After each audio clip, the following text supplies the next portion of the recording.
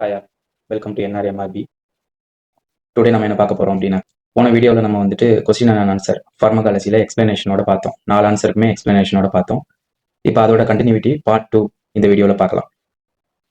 Part 1 பார்க்காதவங்க அந்த வீடியோவோட லிங்க் டிஸ்கிரிப்ஷனில் இருக்குது, போய் பார்த்துட்டு அதை கண்டினியூ பண்ணுங்கள். இன்னும் உங்களுக்கு பெட்டர் எக்ஸ்பீரியன்ஸ் இருக்கும்.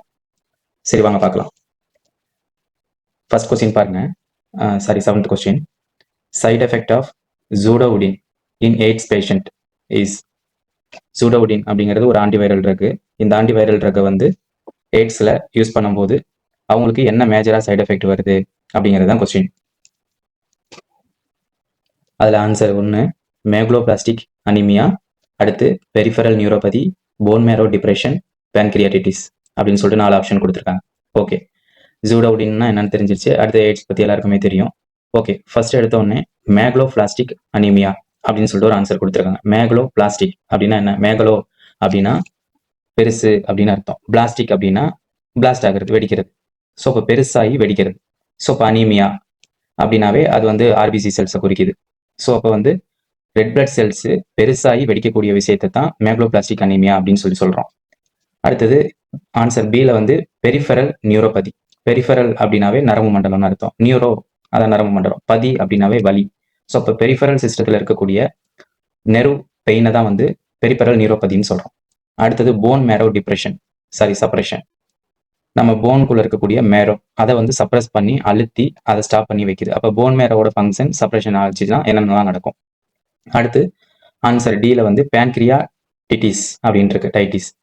பேன்கிரியா அப்படின்னா பேன்கிரியாஸ், டிட்டிஸ் அப்படின்னாவே இன்ஃப்ளமேஷன். அப்போ பேன்கிரியாட்டிக்ல வந்து ஏதாவது ஒரு அக்யூட்டாவோ ஒரு கிரானிக்காவோ ஏதாவது டிசீஸ் வரும்போது அதில் ஏதாவது மாற்றங்கள் நடக்கும்போது வரக்கூடியது தான் பேன்கிரியாட்டிட்டிஸ். ஓகே, இந்த 4ல் எது கரெக்ட் ஆன்சர் அப்படின்னாக்க மேக்லோபிளாஸ்டிக் அனீமியா. ஏன்னா நம்ம இந்த மாதிரி வந்துட்டு தீராத வியாதிக்கு நம்ம ஆன்டிவைரல் ட்ரக்ஸ் எல்லாம் எடுத்துக்கிட்டு இருக்கும்போது அது போய் நேராக கண்டிப்பாக ஆர்பிசி செல்ஸை தான் அதை அட்டாக் பண்ணும். ஃபார் எக்ஸாம்பிள் பாருங்களேன், இந்த கேன்சரு, சிப்பைலிஸு, இந்த மாதிரி எஸ்டிடி, எய்ட்ஸ், இந்த மாதிரிலாம் வந்து தீராத டிசீஸ்க்குலாம் வந்துட்டு ஹெவி ஆன்டிபயோட்டிக்லாம் யூஸ் பண்ணிட்டு இருப்பாங்க. அந்த ஹெவி ஆன்டிபயோட்டிக்கோட சைட் எஃபெக்ட் என்னன்னா அவங்களுக்கு பிளட் ரொம்ப குறைஞ்சிரும். அதனால தான் கேன்சர் பேஷண்ட்டுக்குலாம் வந்துட்டு இந்த மாதிரி ஹெவி ஆன்டிபயோட்டிக் யூஸ் பண்ணிட்டு இருக்கும்போது, கேன்சர் ட்ரக்ஸ் எல்லாம் யூஸ் பண்ணிட்டு இருக்கும்போது அவங்களுக்கு ஃபுல்லாக வந்து ஹேர் ஃபால் இருக்கும். அடுத்தது அவங்களுக்கு பிளட் ஃபுல்லாக ரொம்ப குறைஞ்சிரும். ஹீமோகுளோபின் டெஸ்ட் எடுத்து பார்த்தாங்கன்னா அதுவும் ரொம்ப கம்மியாக இருக்கும். அதுக்கெல்லாம் காரணம் என்னன்னா அதோட சைடு எஃபெக்ட் தான். ஓகே, ஸோ இப்போ ஆன்சர் 7th கொஸ்டினுக்கு ஆன்சர் வந்து மேக்லோபிளாஸ்டிக் அனீமியா.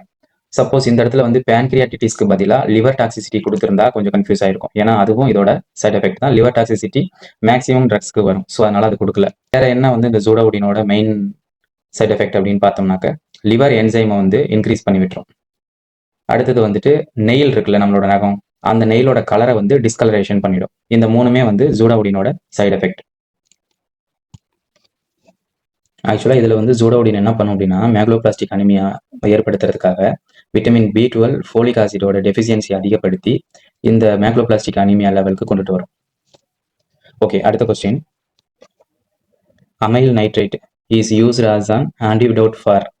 அமைல் நைட்ரேட்டு என்ன பாய்சனிங்காக இது ஆன்டிடோட்டாக யூஸ் பண்ணுறாங்க அப்படிங்கிறது தான் கொஸ்டின். ஸோ அமைல் நைட்ரேட், இதே மாதிரி நைட்ரேட் இன்னொரு இடத்துலையும் வரும், பரவாயில்ல பார்ப்போம். ஓகே, கோபால்ட் பாய்சனிங் அப்படின்னு ஒன்று இருக்குது. அடுத்தது ஆன்சர் பி வந்து டாப்சோன் பாய்சனிங், ஆப்ஷன் சி வந்து சைனைடு பாய்சனிங், ஆப்ஷன் டி வந்து barbiturates poisoning. So answer is cyanide poisoning. Amyl nitrate cyanide பாய்சனிங்கில் தான் ஆன்டிடோட்டாக யூஸ் பண்ணுறாங்க. ஓகே, இந்த அமைல் நைட்ரேட் என்ன பண்ணுது அப்படின்னா நம்ம ஹீமோகுளோபினை மெத்திமோகுளோபின் அப்படின்னு சொல்லிட்டு கன்வெர்ட் பண்ணிட்டு இந்த சைனைடு வந்து மெத்திமோகுளோபின் அப்படிங்கிற ஸ்டேட்ல இருந்து சயன் மெத்திமோகுளோபின் அப்படிங்கிற கண்டிஷனுக்கு மாறிடுது. ஸோ இந்த பர்பஸ்ல இந்த மெக்கானிசம் ஆஃப் ஆக்ஷன்ல தான் இந்த சைனைடு பாய்சனிங்க்கு இந்த அமைல் நைட்ரேட் ஒர்க் ஆகுது. அதே மாதிரி இந்த சைனைடு பாய்சனிங்க்கு இன்னொரு ட்ரக்கும் இருக்கு, சோடியம் தயோசல்பேட் அப்படிங்கிற ட்ரக்ஸும் இருக்கு. ஸோ அப்போ அமைல் நைட்ரேட்டு அடுத்தது சோடியம் தயோசல்பைட், இது ரெண்டுமே வந்துட்டு சைனைடிக் பாய்சனுக்கு ஆன்டிடோட். ஓகே, அப்போ இந்த கோபால்ட் பாய்சனிங்க்கு டைகோபால்ட் ஈடேட் அப்படிங்கிற ட்ரக்ஸ் வந்து ஆன்டிடோட்டாக யூஸ் பண்ணுவாங்க. அடுத்து டேப்சோன் பாய்சனிங் அப்படின்னு பார்த்தோம்னா இதுக்கு ஆக்டிவேட்டட் சார்கோலும் மெத்திலின் ப்ளூ அப்படிங்கிறதும் யூஸ் பண்ணுவாங்க. அடுத்தது இந்த பார்பிடேரேட் பாய்சனிங் அப்படிங்கிறது இதுக்குன்னு சொல்லிட்டு தனியாக டைரெக்டாக கொடுக்கறதுக்கு எதுவும் ஆன்டிடோட் கிடையாது. ஸோ அதனால இதுக்கு என்ன பண்ணுவாங்கனாக்க ஓபியாய்டில் யூஸ் பண்ணுறாங்கல்ல அந்த நலக்சோனை மிக்ஸ் பண்ணி கொடுப்பாங்க சம் அதர் ட்ரக்ஸோட. ஓகே, அடுத்த question. The genetically determined unwanted reactivity to chemical or drug is called. Okay, இப்போ நம்ம ட்ரக்ஸை ரெகுலராக எடுத்துக்கிறோம், இல்லைன்னா ஏதாவது ஒரு கெமிக்கல்ஸ் நம்ம ரெகுலராக எடுத்துக்கிறோம் அப்படிங்கிறப்ப அந்த ட்ரக் போய் ஜெனட்டிக்கலாக நம்ம உடம்புக்குள்ள ஒரு சில தேவையில்லாத விஷயத்த கிரியேட் பண்ணதில்லை, அதை என்னன்னு சொல்லுவோம் அப்படின்னு சொல்லி கேட்குறாங்க. ஸோ இப்போ ஆன்சர் ஏல என்ன இருக்கு? இன்டாலரன்ஸ். பியில் drug allergy. C poisoning. Idiosyncrasy ஃபோர்த்தில் இருக்கு. ஸோ இப்போ ட்ரக் அலர்ஜி அப்படிங்கிறது காமனாகவே இருக்கு. ஸோ இப்போ ட்ரக் அலர்ஜி அப்படிங்கிறது ஒரு ட்ரக் அலர்ஜி ஆயிடுச்சு அப்படின்னா அதுக்கு மாற்று ட்ரக் கொடுத்தோ இல்லை எக்ஸ்கிரீஷன் பண்ணியோ இல்லை அந்த ட்ரக்கை ஸ்டாப் பண்ணியோ அதை வந்து ஆட்டோமேட்டிக்காகவே அதை நம்ம சரி பண்ணிட முடியும். ஸோ அப்போ அது ஜெனட்டிக்கலாக இருக்கக்கூடிய விஷயம் இல்லை. ஸோ அப்போ ஆட்டோமேட்டிக்காக இதை நம்ம கட் பண்ண முடியும்.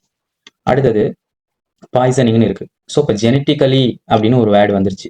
ஸோ இப்போ வந்து பாய்சனிங் அப்படின்னாவே அது ஆன்டிடோட் அப்படிங்கிற மாதிரி அதுக்கு தனியாக ஒரு லிஸ்ட் வந்துருச்சு. அடுத்தது வந்து ஜெனட்டிக்கலாக ஒருத்தவங்களுக்கு ஒரு எஃபெக்டை கொடுக்குது அப்படிங்கிறதெல்லாம் ஒரு பாய்சனிங் ட்ரக்ஸில் இருக்குது அப்படின்னாக்கா அதை நம்ம தனியாகவே படிச்சிருக்கோம். ஸோ இப்போ இதுவும் கிடையாது. ஸோ இப்போ நமக்கு இருக்கிற ஆப்ஷன் ரெண்டே ரெண்டு தான் இருக்குது. இதில் தான் இப்போ டவுட் வருது. இன்டாலரன்ஸு, அடுத்து இடியோசின்க்ரசி.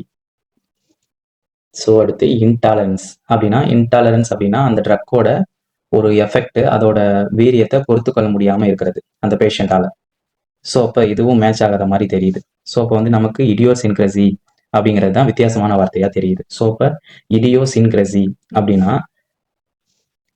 ஆக்சுவலாக வந்துட்டு இது ப்ரிடிக்ட் பண்ண முடியாத, அடுத்தது இதுதான் நடக்கும் அப்படின்னு தெரியாமல் அந்த பேஷண்ட்டுக்கு ஒரு திங்கிங்கில் ஒரு மாற்றத்தை ஏற்படுத்தி அவங்களோட எண்ணத்தில் ஒரு மாற்றத்தை ஏற்படுத்தி அடுத்தது வந்துட்டு அந்த ட்ரக்கோட மெக்கானிசம் ஆஃப் ஆக்ஷன்லேயே ஒரு சில சேஞ்சஸை ஏற்படுத்தி அவங்களுக்கு ஜெனட்டிக்காகவே ஒரு ட்ரக்ஸ் வந்து நம்ம சாப்பிட்றோம் அப்படின்னா அது இந்த இடத்துல தான் போய் ஆக்ட் ஆகி இந்த செல்வாலில் போய் பைண்ட் ஆகி இப்படி தான் ஒர்க் ஆகும் அப்படின்னு சொல்லிட்டு நம்ம ஒரு ஃபார்மேட் இருக்கும் இல்லையா, படிச்சிருக்கோம் இல்லையா, அது மாதிரி இல்லாமல் திடீர்னு அந்த ட்ரக் போய் அதோட வழக்கத்துக்கு மாறான செயல்பாடு தான் இடியோசின்க்ரசி அப்படின்னு சொல்கிறோம். அதாவது ஜெனட்டிக்கலி போய் அந்த ரியாக்டிவிட்டி அங்கே நடக்கக்கூடிய ரியாக்டை வந்து மாற்றி வேற ஒரு ரியாக்ஷனை ப்ரொடியூஸ் பண்ணுறது. ஸோ யாரும் எதிர்பார்க்காத ஒரு விஷயத்த பண்ணுறது, இதுதான் இடியோசின்க்ரசி. அடுத்த question. Tinnitus is most common side effect of. Tinnitus வந்து எதோட காமன் சைடு எஃபெக்ட் அப்படின்னு சொல்லி கேட்குறாங்க. Answer metformin, reserpine, aspirin, quinine அப்படின்னு சொல்லிட்டு 4 ஆப்ஷன் கொடுத்துருக்காங்க. அதில் மெட்ஃபார்மின் அப்படின்னாவே மெயின் அதுக்கு வந்து லாக்டிக் அசிடோசிஸ் அப்படிங்கிறது தான் சைடு எஃபெக்டாக இருக்கும். Lactic acidosis. ஸோ அப்போ மெட்ஃபார்மின் இல்லை. அடுத்து ஆஸ்பிரின் சீல இருக்கு. ஆஸ்பிரின் அப்படின்னாவே ரொம்ப அது வந்து பெப்டிக் அல்சரை உண்டு பண்ணும். அது வந்து அதனால தான் வந்து இந்த சாலிசிலிக் ஆசிட் ரிலேட்டடாக இருக்கக்கூடியது. எக்கோஸ்பிரின் அந்த டேப்லெட்ஸ்லாம் இருக்குல்ல 150 mg அதெல்லாம் போடும்போது ஆஸ்பிரின் ரிலேட்டடாக இருக்கக்கூடிய என்ன மெடிசன் இருந்தாலும் அது கூட சேர்த்து கண்டிப்பாக ஆன்டிஅல்சர் ட்ரக்ஸ் யூஸ் பண்ணியிருப்பாங்க. ஸோ அப்போ இதுவும் கிடையாது. அடுத்து குயினின்னு ஒரு ட்ரக் இருக்குது, அடுத்து ரிசர்பின்னு ஒரு ட்ரக் இருக்குது. ஸோ இப்போ இந்த 2 ட்ரக்ல எது அப்படிங்கிறது நமக்கு கன்ஃபியூஸ் வரும். அடுத்தது இந்த ரிசர்பின் அப்படிங்கிற ட்ரக்கை பற்றி சொல்லணும் அப்படின்னாக்க அது வந்து ரவோல்ஃபியா ஆல்கலாய்டு, ரவோல்ஃபியாவிலேருந்து எடுக்கக்கூடிய ஒரு நேச்சுரல் ட்ரக் தான் ரிசர்பின். ஸோ இப்போ ஆன்சர் வந்து இதுக்கு காமன் சைடு எஃபெக்ட் என்ன டினிட்டஸ் அப்படிங்கிறதுக்கு குயினின் தான் கரெக்டான ஆன்சர். ஸோ இப்போ குயினின் அப்படிங்கிற ட்ரக்கை ஞாபகம் வச்சுங்க. இந்த டினிட்டஸ் அப்படின்னா வேற ஒன்றும் இல்லை, காதில் வந்து சத்தம் கேட்டுக்கிட்டே இருக்கிற மாதிரி தெரியும். நம்ம நார்மலாக தான் இருப்போம், ஆனால் காதில் ஏதோ ஒரு பூச்சி குத்துற மாதிரி உயின்னு ஒரு சவுண்ட் இருக்கும்ல, அந்த மாதிரி சவுண்டு கேட்டுக்கிட்டே இருக்கும். அது நமக்கே அப்பப்போ இருக்கும், பட் ஆனால் இந்த ட்ரக்கை யூஸ் பண்ணும்போது ரொம்ப அதிகமாகவே இருக்கும். ஸோ இதுதான் இதோட சைடு எஃபெக்ட். ஸோ இப்போ குயின் அப்படிங்கிறவங்களுக்கு காதில் வந்துட்டு சத்தம் கேட்டுக்கிட்டே இருக்கு அப்படிங்கிற மாதிரி ஏதாவது ஞாபகம் வச்சுக்கோங்க. ஓகே, அடுத்து which drug should be given along with levodopa. லிவோடோபாவோட சேர்த்து என்ன ட்ரக் கொடுக்குறாங்கன்னு சொல்லி கேட்குறாங்க. இது ஆக்சுவலாக சிலபஸில் இல்லைன்னு நினைக்கிறேன், போன தடவை இருந்துச்சு, பட் இருந்தாலும் பார்ப்போம். ஸோ இப்போ carbidopa, benserazide, both A and B, MAOI inhibitor. So இப்போ இங்கே லிவோடோபா பற்றி கேட்குறாங்க. ஸோ அந்த இடத்துல எம்ஏஓக்கும் இதுக்கும் சம்மந்தம் இல்லை. ஸோ இப்போ அது இல்லை. அடுத்தது வந்து போத் ஏ அண்ட் பி இருக்குது, அதை விட்டுறலாம். மீதி இருக்கக்கூடிய 2 ட்ரக்கு வந்து என்ன ட்ரக் அப்படிங்கிறத நம்ம பார்க்குறோம். ஸோ அப்போ இந்த 2 ட்ரக்குமே வந்து நம்ம இந்த பார்க்கின்சன்ஸில் யூஸ் பண்ணக்கூடிய ட்ரக்ஸ் தான். ஸோ இப்போ ஆன்சர் சி தான். ஓகே, அடுத்த கொஸ்டின் பாருங்க. False statement regarding clozapine. So இப்போ எடுத்த உடனே இந்த குளோசபின் என்ன ட்ரக்னு வரணும்? அசிபின் அப்படின்னு முடியுது. ஸோ இப்போ அசின் அப்படின்னு ஞாபகம் வச்சுக்கிறதுக்கு இந்த சைக்காட்ரிக் ட்ரக்ல சொல்லியிருந்தேன். ஸோ இது வந்து சைக்காட்ரிக் ட்ரக்னு நமக்கு தெரிஞ்சிருச்சு. ஸோ அடுத்து இதில் என்ன கேட்குறாங்க ஆப்ஷனில், யூஸ்ட் இன் ரெசிஸ்டன்ட் சிசோபெர்னியா. இது சிசோபெர்னியாவை ரெசிஸ்டன்ட் பண்ணுறதுக்காக யூஸ் பண்ணுறாங்களா? Can cause agranulocytosis. Granulocytosis அப்படின்னாவே வந்து டபிள்யூபிசியில் நியூட்ரோஃபில்ஸ் வந்து அதிகமாகிற கண்டிஷன். பட் ஆனால் இங்கே ஏ கிரானியூலோசைட்டோசிஸ்ன்னு இருக்கு. ஸோ அப்போ வந்து நியூட்ரோஃபில்ஸ் வந்து குறையும் டபிள்யூபிசி கவுண்ட். அடுத்து decrease on off effect. Okay, இது ஆன் ஆஃப் எஃபெக்ட் அப்படின்னாக்கா இது கொஞ்சம் நல்லா ஒரு இன்ட்ரெஸ்டிங்காக இருக்கும். இந்த ஆன் ஆஃப் எஃபெக்டை யார் ப்ரொடியூஸ் பண்ணும் அப்படின்னா லீவோடோப்பா அப்படிங்கிற ஒரு ட்ரக். இந்த லீவோடோப்பாங்கிற ட்ரக்கு ஒரு பேஷண்ட்டுக்கு ஒரு மாத்திரையை போட்டோன்னே அவங்க முழுங்கினோடனே அதோட எஃபெக்ட் ப்ரொடியூஸ் ஆன உடனே அவங்களுக்கு எஃபெக்ட் கிடைச்சிடும். அதாவது எப்படின்னா ஒரு சுவிட்ச் போட்ட மாதிரி, இப்போ சுவிட்ச் போட்டால் லைட் எரியுதுல, அதே மாதிரி இந்த டேப்லெட்டை போட்டால் உடனே அவங்களுக்கு பிரச்சனையாகி சரியாயிடும் ஒரே மாத்திரையில், அடுத்த டோஸ் போடுறதுக்கு முன்னாடியே. ஸோ அந்த அளவுக்கு ஒரு எஃபெக்டை ப்ரொடியூஸ் பண்ணுறதுனால இந்த லீவோடோப்பாவை வந்து டிகிரிஸ் ஆன் ஆஃப் எஃபெக்ட் அப்படிங்கிற மாதிரி சொல்கிறாங்க. அதாவது அந்த எஃபெக்டை இது குறைக்கும் அப்படிங்கிற மாதிரி இந்த இடத்துல ஆப்ஷன் இருக்கு. பட் ஆனால் வந்து இந்த லீவோடோப்பா என்ன பண்ணும் அப்படின்னா இந்த ஆன் ஆஃப் எஃபெக்டை ப்ரொடியூஸ் பண்ணும். எக்ஸ்ட்ரா பைரிமிடல் அப்படின்னாக்க பைரிமிட்ஸ்க்கு வெளியில நடக்கக்கூடிய எஃபெக்டை தான் சொல்லுவாங்க. அதாவது பைரிமிடிக்குள்ள இருக்கக்கூடிய அதுக்கு வெளியில நடக்கக்கூடிய நெர்வ் பாத்வேல நடக்கக்கூடிய அந்த எஃபெக்டை தான் வந்து எக்ஸ்ட்ரா பைரிமிடல் எஃபெக்ட் சொல்லுவாங்க. ஸோ இப்போ அதில் ஃபால்ஸ் ஸ்டேட்மெண்ட் தான் கேட்குறாங்க. ஸோ இப்போ வந்து குளோசபின் வந்து சைக்காட்ரிக் ட்ரக்கு. ஸோ இப்போ சிசோப்ரனியா அப்படிங்கிறது வந்து சைக்காட்ரிக்கோட ஒரு பிரச்சனை தான். ஸோ இப்போ இதுவும் correct. Decrease on off effect இதுவும் கரெக்டு. அடுத்தது கேன் காஸ் ஏ கிரானியூலோசைட்டோசிஸ். இந்த ஏ கிரானியூலோசைட்டோசிஸ் வந்து இந்த ட்ரக்கோட சைட் எஃபெக்ட்லையும் நடக்கலாம். அடுத்தது ஒரு சில மெடிக்கல் காம்ப்ளிகேஷன் அவங்களுக்கு இருந்துச்சுன்னா அந்த இடத்துலையும் இந்த ஏ கிரானியூலோசைட்டோசிஸ் நடக்கலாம். ஸோ இப்போ வந்துட்டு ஆன்சர் பியும் கரெக்டு. ஸோ இப்போ ஃபால்ஸ் ஸ்டேட்மெண்ட் அப்படிங்கிறது இந்த இடத்துல ஒத்து வராதது அப்படின்னு பார்த்தோம்னா ஹேஸ் மேக்ஸிமம் எக்ஸ்ட்ரா பைரிமிடல் எஃபெக்ட், இதுதான் தப்பு. ஸோ இப்போ வந்து ஆன்சர் டி தான் கரெக்டான ஆன்சர். ஓகே, இதோட கண்டினியூவை நம்ம அடுத்த வீடியோவில் பார்ப்போம். தேங்க்யூ.